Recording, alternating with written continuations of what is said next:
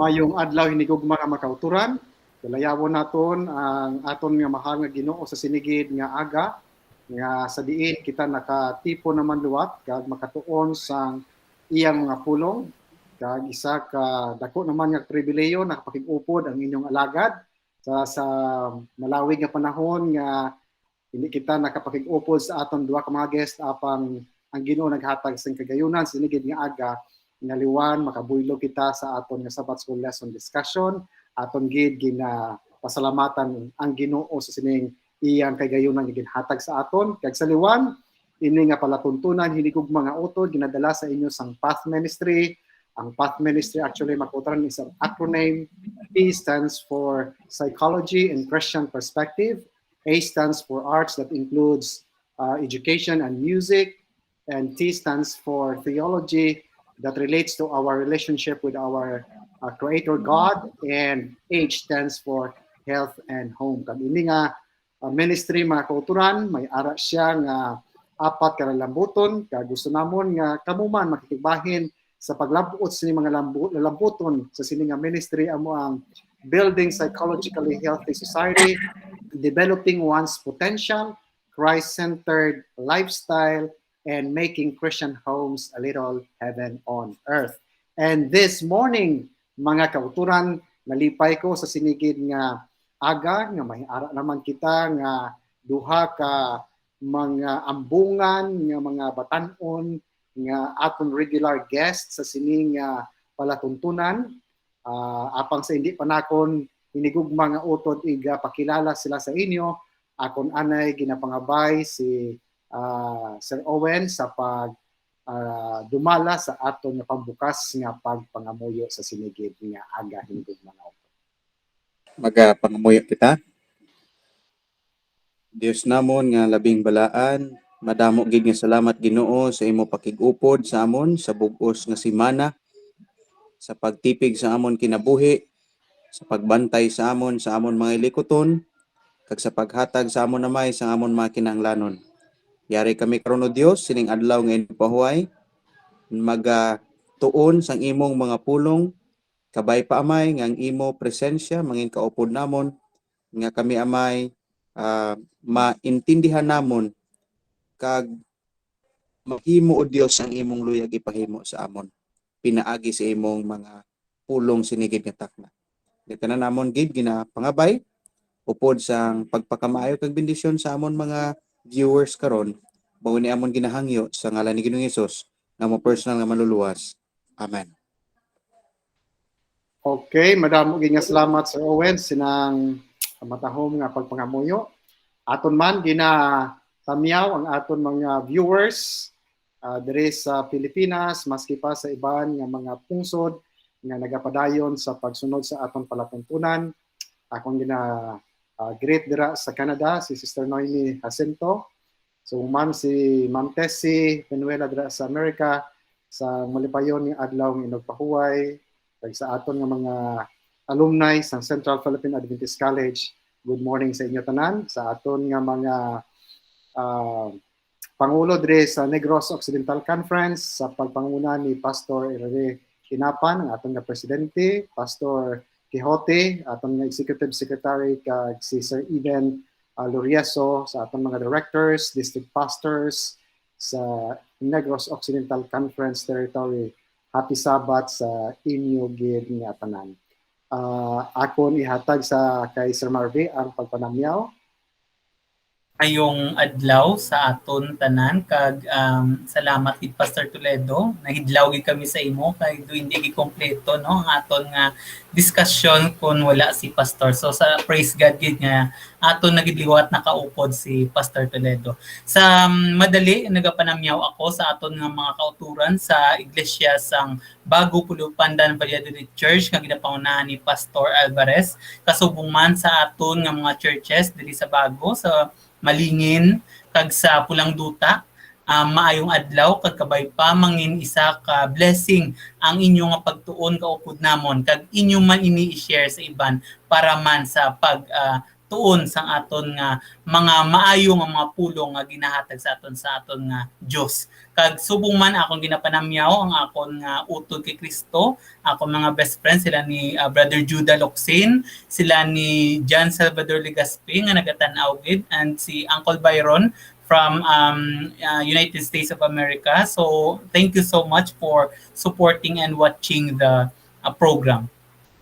Madamo gid nga salamat. Hinigugma nga mga viewers ang aton nga una nga guest amo si Sir Marvy Martir, ang isa sa mga church leaders dira sa Bago District. Hinigugma nga utod nga samtang ako pa anay ang ilang district pastor way back in 2010 to 2015.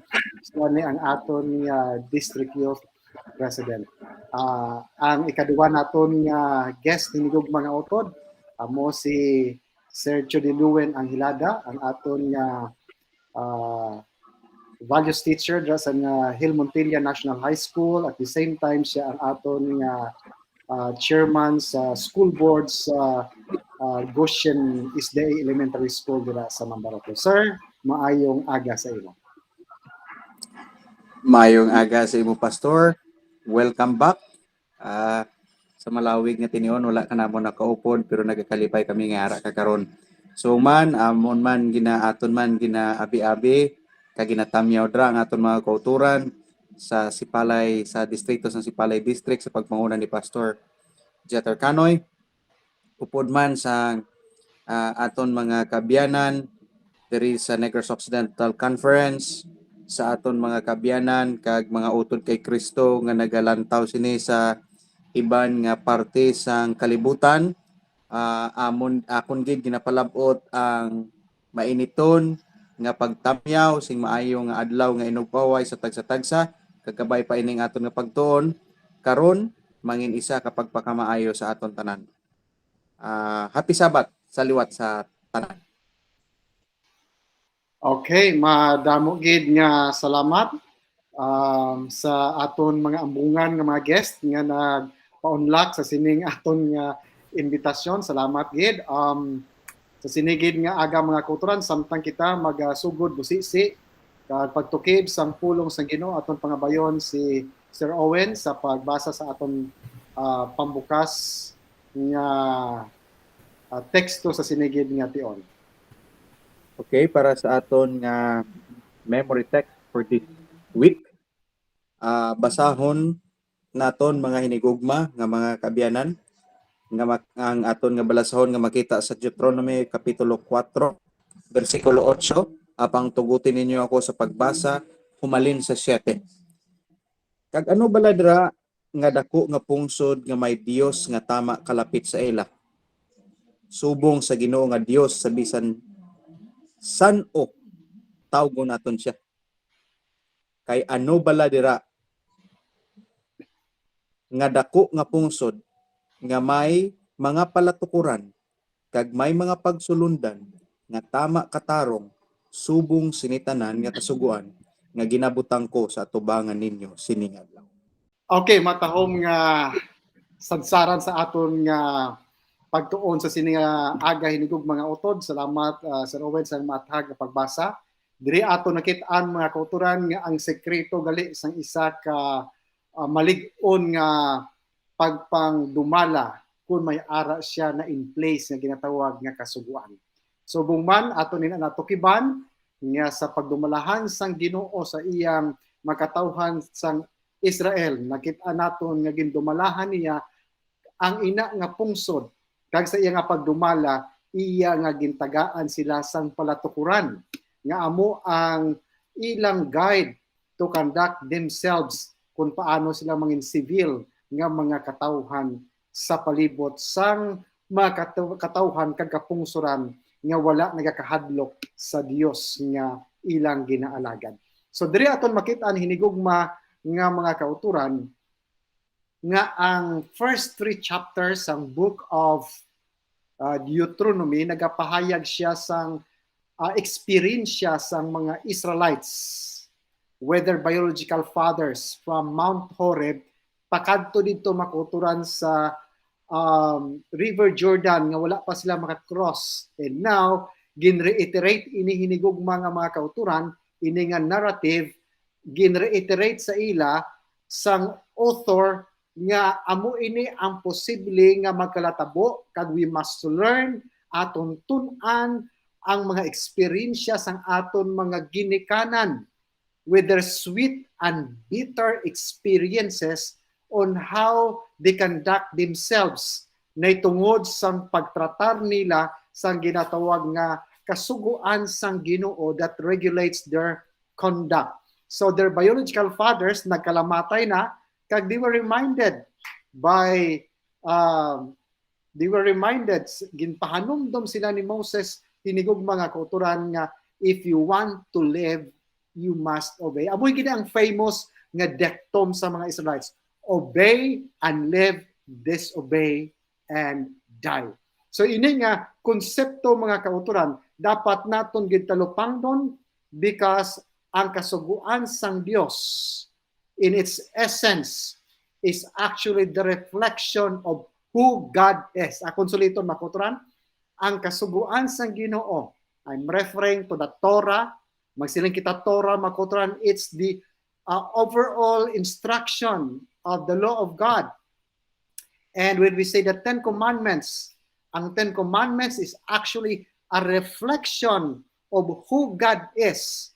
And kung aton makitaan ang Ten Commandments mga kauturan, nagapakita siya that God is not only loving, but in the Ten Commandments makita naton that God is not only loving, but He is God. Because His commandment mga kauturan is founded in the principle of love hinigugma nga mga kauturan. So that's why encourage kita kag ginapanumdom kita nga the law of God is so perfect. That's why we don't need to add or deduct something out from it. Otherwise, there will be a eternal consequence kung aton ina himuon hinigugma nga mga kauturan. Brother Marvin, ano ang imo sina nga paglantaw sa do not add or take away? Okay, Pastor, tama katahom sang aton nga leksyon nga naga-focus gid no Pastor sa Deuteronomy chapter 4 verses 1 to 9. So when we focus on these verses, Pastor, it entails or it gives us the all view sang aton nga leksyon gid about studying God's law. And ang napamangkot naton, how is law should be made perfect? Is the law already perfect? No? And can we get renowned in this life by obeying the law?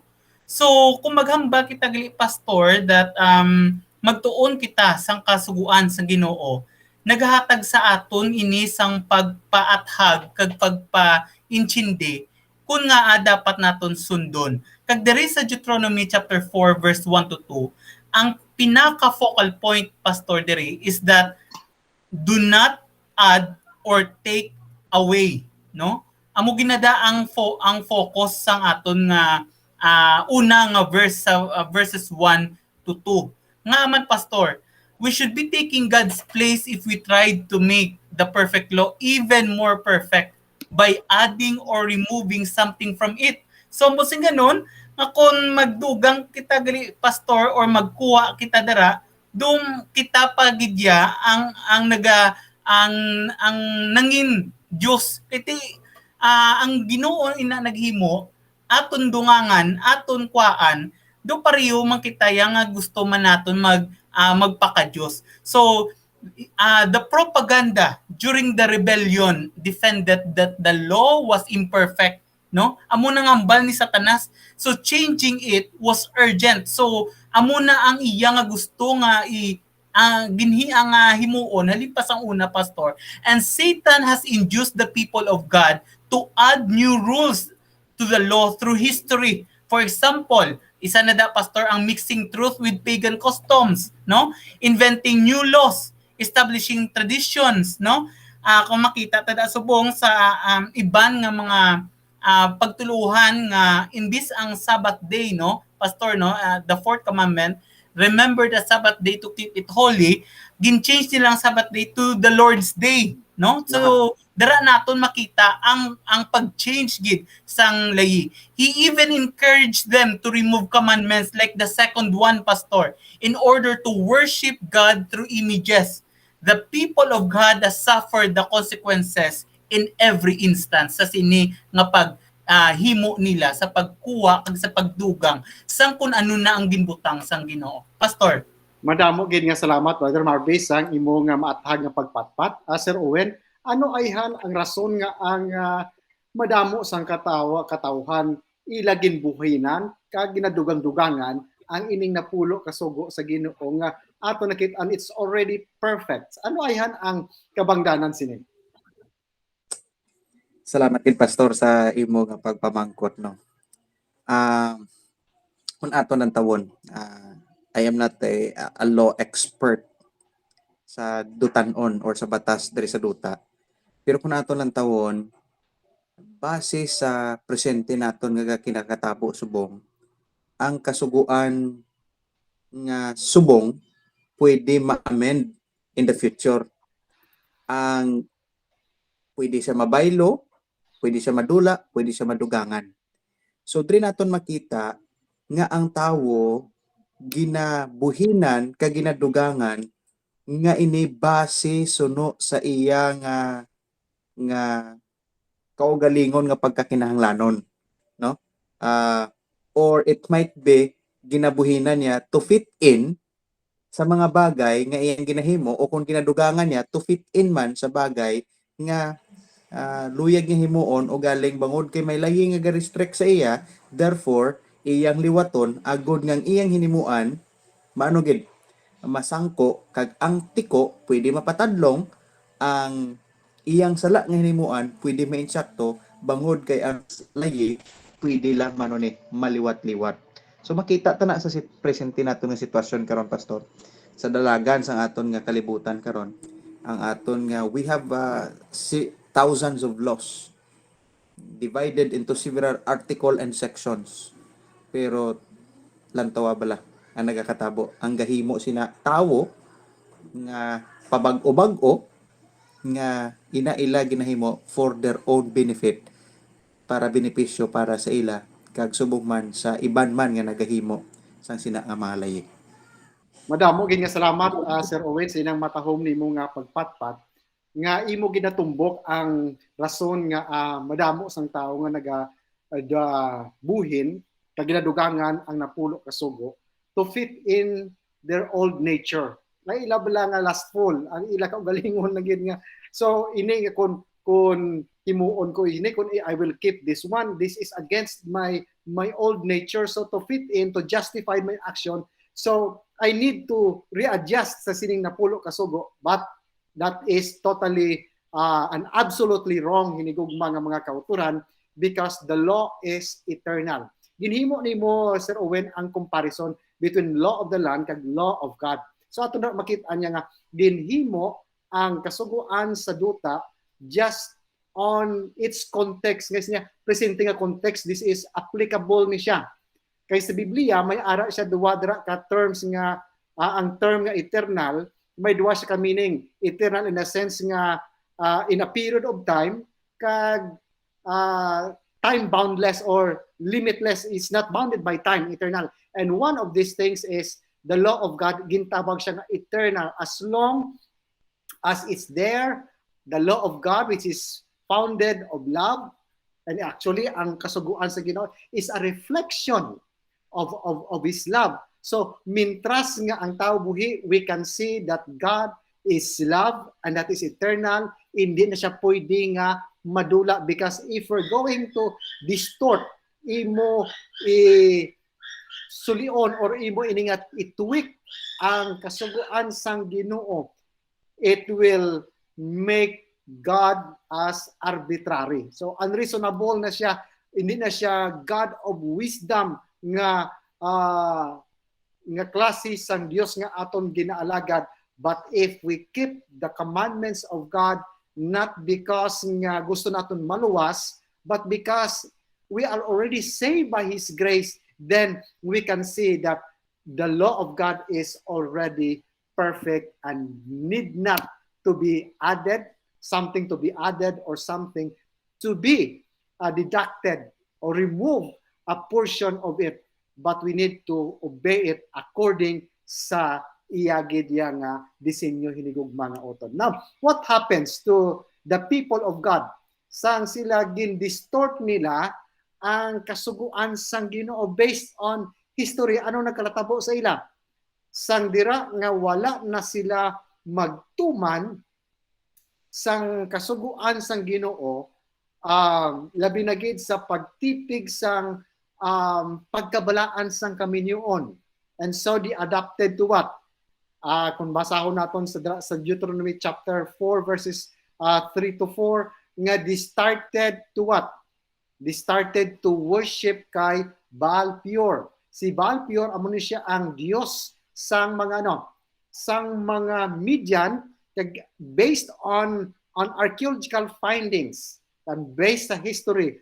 Ang worship sang mga pagan was always associated with sex and killing. That's why it's so attractive sa mga katawhan sang Dios, because they are offering, free sex in the temple. So dira aton makit-an nga sila sa Ginoo, you are a peculiar people, you don't need to follow their way of worship, but I'm calling you for a purpose that your way of worship will be totally different from the neighboring nations, so that my name will be glorified and honored by these neighboring nations nga inyugid, nga influensyahon, because you are my official representative to these neighboring nations. Ano ang natulapanggan mo dara, Sir Owen? Salamat gid Pastor sa imong nga paghatag sang tinion sa aton.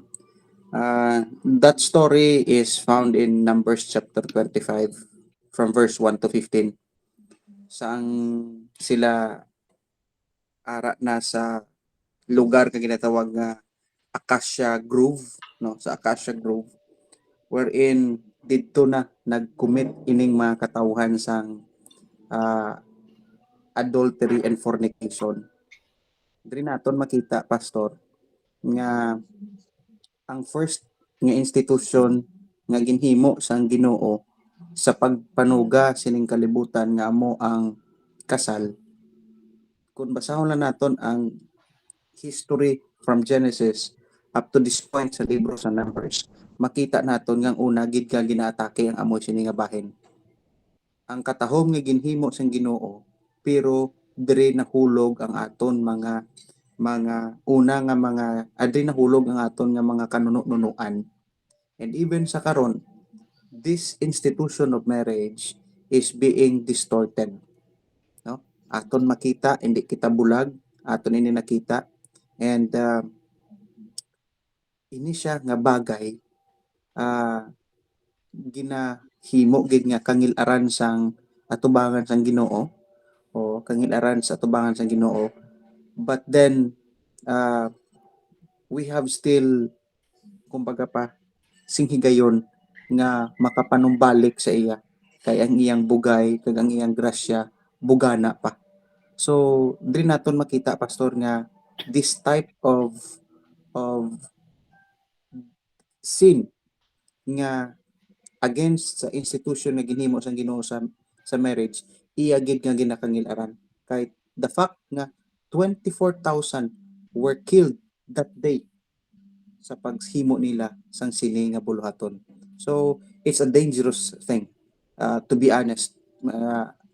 Mahanabo ni, and even karon sa aton kapanahonan, this is rampant, and sad to say, even the young people, sa mga kapatanunan, but still, ang bugay kag kaluoy sang Ginoo, iya gyapon kinatan-ay sa matag isa sa aton.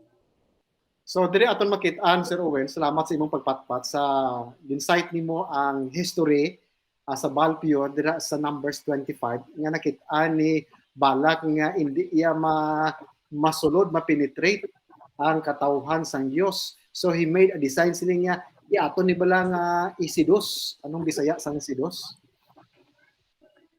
Aton tintaron. O tintaron naton ang katawhan sang Ginoo. So ano gipadala niya ang mga matahom nga mga kababainhan. And in fact dira sa Numbers 25 ato nakita nga maisa gid siya ka si Sembre kun dili ko magsala, gindalaya gid niya ang isa ka babaye nga amo ang nagpaibwal sa kaakig sang Ginoo kag under sa kaisog ni Pinihas nga anak ni Aaron, ginsunod niya ining babae kag ining lalaki kag duslak sa iyang spear kag gintuhog inigog mga utod, and then dira naguntat ang kaibwal sa kaakig sang Ginoo sa Israel kay wala gid siya malipay sang ilang physical nga pagpanghilawas, kay ilang physical nga pagpanghilawas nila nagadulong sa ila sang espirituhanon nga pagpanghilawas nga nag-disobey na sila sa kasuguan sang Ginoo kag gin-inspire ay ining lustful nga passion sa mga Israelites, gin-inspire ni Satan hinigog mga kutoron. That's why in the Baal Peor aton makit-an nga dira ang eksperyensya sang curse, okay, sang pagpakamalaot, labi na gid kung aton titigan hinigugma nga mga mag-asawa ang kaputli sang kaminyoon hinigugma nga mga kauton. Sir Marby, anong imong natalupangdan sa sinang at Baal Peor na experience ng mga Israelites? Tama ka, tsakto no pastor no ang inyo gin-discuss ko, tama gid ka, dangerous ang ining sitwasyon pastor kay do ara bala subong nagkakatabo man pastor sa aton that we sometimes justify our own personal interest just to survive no sa kadam-an. Sa form of government nga ara ng Manila Vox Dei, Vox Populi na that the voice of the people is the voice of God, but that is a blatant malicious word kun imo lang gid tan-awon kay ti kun ano ang ginhambas ang kadam-an gali no, kun maghimo sila tik ang millennials subong mamba sila kun magnobyuhanay nakamukag nobyahanay do ka angay lang do ginahampangan na lang kag do ka normal na nang ini ang gift of marriage which is amo ang sex no nga giging gift sa Ginoo. So very dangerous kag dapat gigali naton talupang doon, especially sa aton mga kabataan, ang aton mga pamatanon, nga ginabulagan, nga kung tanawon tagali pastor subong, do hindi ta natuod makilala nga Adventist pa or tumuluo pa kita kay Ginoong Hesus na sumulunod, kay duga blend na ang kadamaan sa mga katawan niya. So subong ginapatagan gid kita that the consequences of rebellion no sa sinigid nga takna is death. Nakita naton to pastor sa Numbers 31 and pasunod sina nga ginpamatay gid sila tanan sa Ginoo sa ato nga mga tawo nga mga Israelinon nga nagkadto kag nagyaob dito nga sa ila Dios nga kay Baal Peor. So diri naton makita nga mapili ilang gid kita gali pastor, either we follow God or we follow the enemy and face the ultimate consequences pastor. Yeah, salamat kay Brother Marby. Ako na talupanggan bala kag akon ginatun-an ang lifestyle kag worldview or mindset sa mga millennials. And when it comes to sex, ang ila siniya nga perspective, sex is for fun. And this group of young people, majority of them sa mga secular nga mga millennials, ang ila siniya worldview is that truth or morality is relative. In other words, when we say relative, sila ga-define. Sila ga-define what is good and bad. And in this group, should be they will consider it as good, but in other group is bad. And there is no absolute truth. But again, we are called by God as God representative. Now, there is still an absolute truth. And that absolute truth, amo ang kasuguan sang Ginoo, because ginhatag sang Dios ang kasuguan sang Ginoo is a wall of protection nga hindi kita makasala. That's why if we're going to take a look dira sa aton nga lection in the context ng marriage, siling sang Ginoo as stated dira sa Tuesday naton nga once ang tao ginkasal, babae kag lalaki, hindi lalaki kag lalaki, hindi kay babae kag babae, but lalaki kag babae, siling sang balaan kasulatan, they will cleave. Ang word nga cleave dira inigog mga kauturan, it's very significant kay kung sa aton pa balang i-contextualize naton ang pag-translate sini, kung ang tao, ang babae kag ang asang lalaki ginkasal na sila, kinahanglan sila nga ginwielding. I-wieldingon sila ang ilang commitment nga i-wielding gid nga wala gid sa makaseparate sa ila, even gani pa ang ano nga butang sa kalibutan except death, amo lang gina ang makaseparate sa ila. That's how sacred ang kaminyoon hinigugma nga utod. But dira sininakon kaina, their physical harlotry, ang ilang nga physical nga pagpakigilawas sa mga Midianites women, sa mga Israelites, magadulong sa ila sa ginatawag nga spiritual harlotry nga nagsugod naman sila simba dito sa kay Baal Peor. Kag kung aton lang tawon ang Numbers 25 as mentioned sang kaina hinigog mga utod, ang tanan nga nagsimba dito sa kay Baal Peor ka nag-adapt sang way of worship sa Baal Peor, ano ginambal sa Biblia? Tanan sila sa Deuteronomio 4:4, tanan sila nagkalamatay apang ang nagpabilin sa palatukuran sang Ginoo, tanan sila nagkabuhi. So obey and live, disobey and die. The famous again dictum sa mga Israelites hinigog mga utod. So sa aton niya pagkabuhi Kristohanon, ano naton ma-relate ina hinigog mga utod, Brother Marvin? Ma-relate naton si Pastor sa pag side gid sa kamatuoran. Whole truth nga ara na founded gid sa blueprint. Ano ini Pastor? Amo gid ang Biblia, amo gid ang kasuguan sa Ginoo. Ara dira sa Deuteronomy chapter 4 verse 4, it says there, but you who held fast to the Lord your God are alive today, every one of you, no, na mention mo na Pastor. So about 24,000 people followed Baal Peor, Pastor, no, dito sa sitas nga ginbasa naton, and Moses introduces those who followed God instead, no. There's no middle ground, wala sang diri lang kuya kay hindi kuya makipagbahin dira, so wala gali Pastor. Either we just choose what the enemy wants to do and we want to do, or we follow God's truth and stick to it, and it will save us until eternity. So when we follow either God or enemy, we must decide to cling to God, gali Pastor, and the power to resist temptation will come from Him. Sa Ginoo gid, no? So God is able to keep us from falling, but we have to make the conscious choice. Amo na bala Pastor, we sometimes decide unconsciously.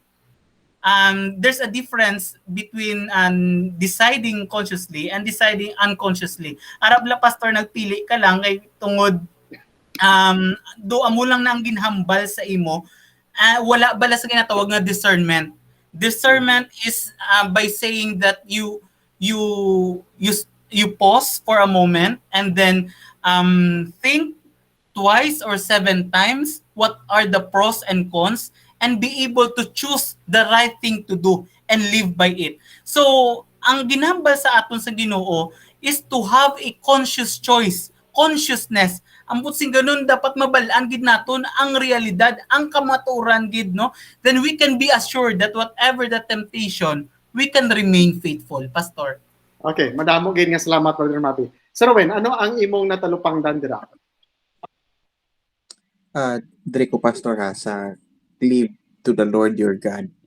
Katahom sa imo nga pag hambal kagina nga ginpaanggid ini sa paghiusa sa Ginoo sa babae kag lalaki sa kaminyoon, no? And the term nga gingamit ni Sir Marvin is not cleave but hold fast. Ka ini siya nga hambalan kun aton lang taon mga hinigugma naton nga mga viewers nga kung kita mag-abide, magkapyot, pero ang aton pagkapyot sa kay Kristo, may posibilidad pa nga ini malugak. Pero kung tugutan naton nga aton ko galingon magpalapit sa iya, as John 15 verse 5 nga nagasiling dire nga I am the vine, you are the branches, he who abides in me and I in him bear much fruit, for without me you can not do, or you can do nothing. So ini ang ginaangyo lang gid sa Ginoo sa aton agud nga mahimo naton ining iyang palatukuran is to abide in him, upod sa iya.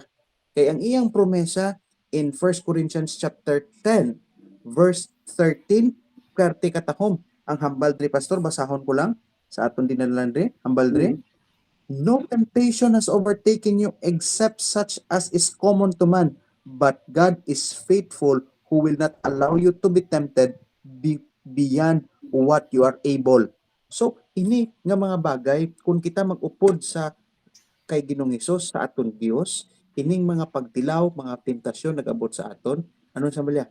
Ina ginhatag sa aton nga hindi naton ginhatag na sa aton nga masarangan naton. And the last one amo ining Jude chapter 24 or Jude chapter 1 verse 24 kay isa lang man ka chapter nga naghambal sini, now unto him who is able to keep you from falling. Katahom sa promesa ya. Kung kita mag-upod lamang sa iya, God has a promise and we are rest assured of this promise that all of us will not fail. All of us will not kumbaga pa stumble, but we will be presented as faultless in the presence of the presence of in the presence of his glory with exceeding joy. So amo ni pastor ang katahom nga hindi kita maghamkimulag kay Ginoong Hesus. Okay, madamo gid nga salamat Sir Owen. Imo gid nga nasaysay nga kung kita magpabilin dira sa kay Kristo, mag-cleave kita sa iya, he can keep us from falling. In other words, ang pagtubo gali sa bugay sang Ginoo is a dual responsibility. Nga kung kita magpalapit kag maghimo sa ginatawag nga conscious decision, conscious choice as mentioned ni Sir Marvy, then God will dispense ang iyang power kag strength to keep us from falling. Katahom, no? Again, akong suliton mga utod. Once we cleave to God, okay, then God will dispense His power and strength to keep us from falling. In other words, inigog mga utod, no middle ground, no neutrality, to obey and live, disobey, and perish. That is a very simple, mga kauturan, but profound statement nga dapat naton talupang doon. Nga sila isang Ginoo, if you will keep, okay, if you will keep my commandments, ang akon nga saad dito sa kay Abraham, your forefathers, sa Genesis chapter 12, that I will make your nation great, and people will be blessed by your presence, and the land that is cursed will be blessed, because from your seed there will come a man or a babe nga in the person of Jesus Christ, nga ang bugos nga kalibutan will be blessed by His presence. So diri aton makitaan hinigog mga utod nga sa experience sa mga Israelites, ang Egypt was a seed bed sang Ginoo nga transplant sila sa Canaan. Ginpadamo sila sa Ginoo dito sa Egypt. Gin-transplant sila sa Canaan, kay ang Canaan amo siya ang center of civilization at the time, nga ang four corners of the world accessible dito sa Canaan, to the west, to the east, to the west, and to the north. So ang Ginoo, ginbutang niya ang Israelites dito sa Canaan because that is a strategic place for a purpose, and that is for mission. Now, ano ay mo natalupang Brother Marvy sa sina nga handom sa Ginoo nga mangindako nga pungsod ang mga Israelites?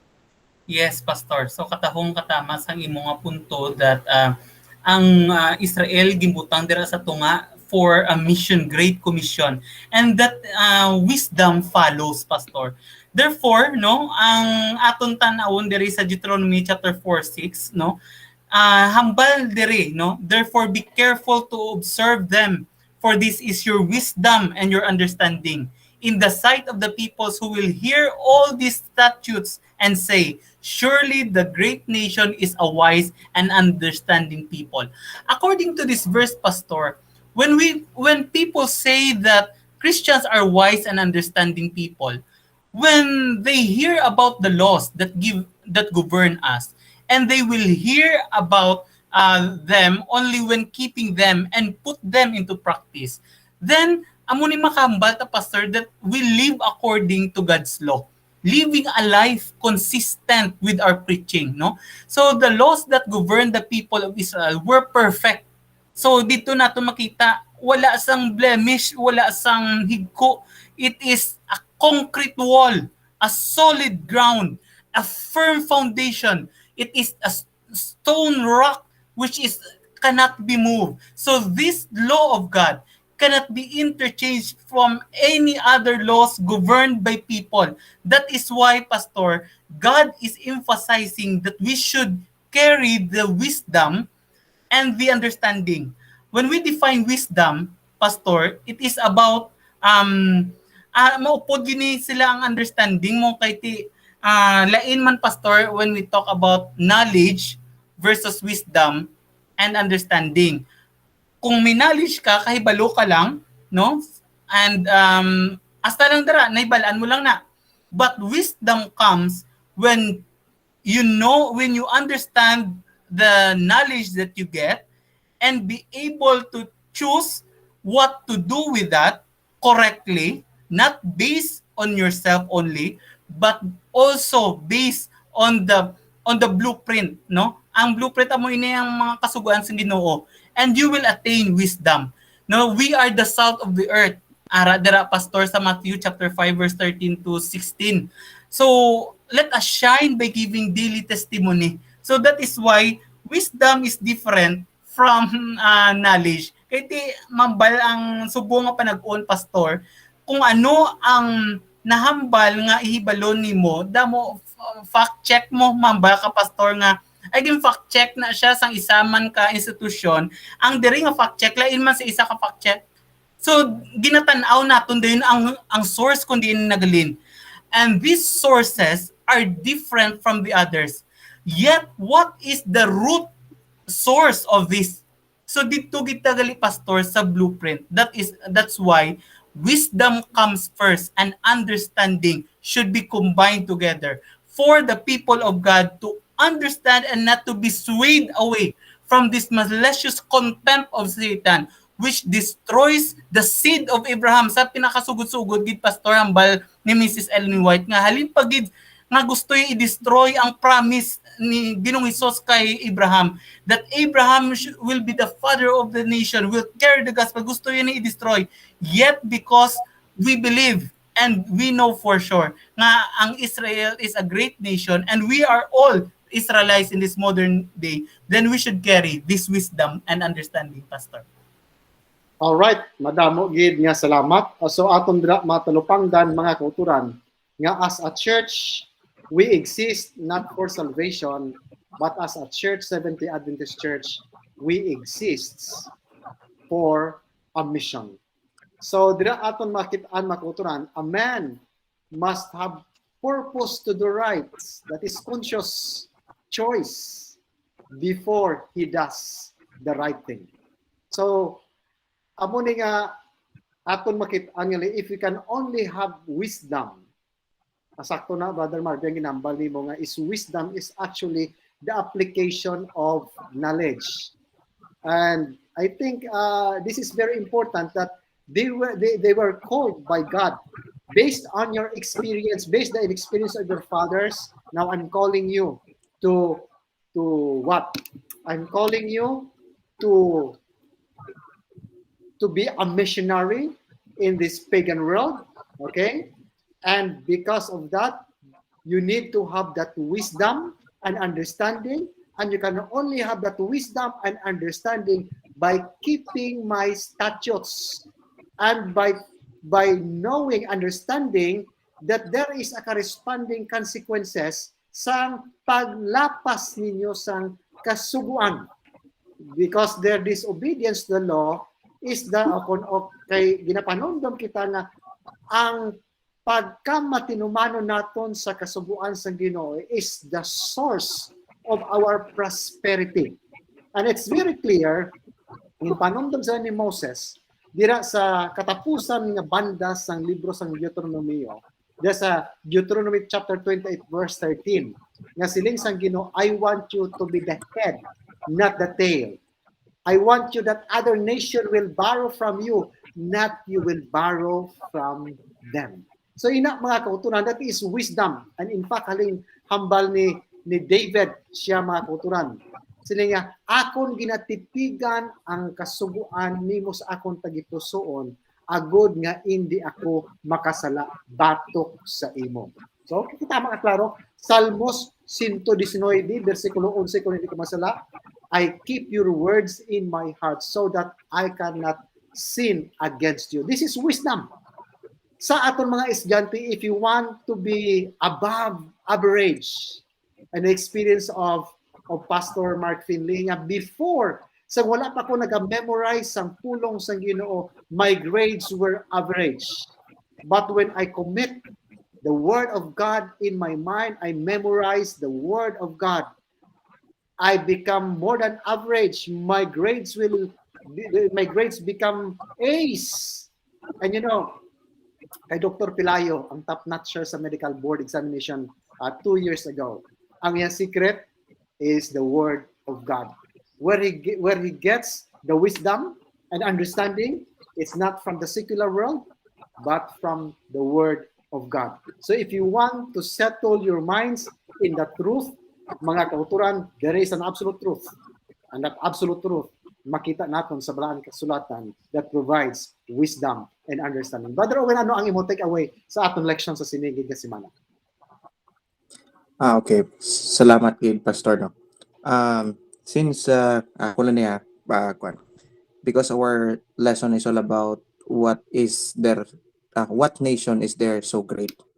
Nakita naton nga ang Israel nahimo nga isa ka dako nga nasyon, not because of their military power, not because of their wealth, but because first and foremost sang presensya sang Ginoo, kag ang ikaduha amo ang pagtipig nila sa kasuguan.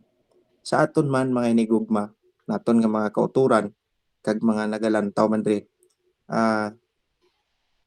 ang Pilipinas karon no is also having this type of crisis right now because we are nearing the election period. Isa lang akon matugda diri para sa aton nga mga kauturan man. I know nga probably we choose the next leader based on our nationalistic agenda. But ang aton lang maitugda sama sa aton nga election nga ang aton nasyon, ang aton pungsod mangin isa kadako bangod ini sa presensya sang Ginoo kag sa pagsunod sa kasuguan. So sa masunod naton nga pagpili sa aton mga leader, pilion naton kung sino ini sa ila ang may ara sing kumbaga pa mga prinsipyo, mga agenda nga suno sa balaan nga kasulatan.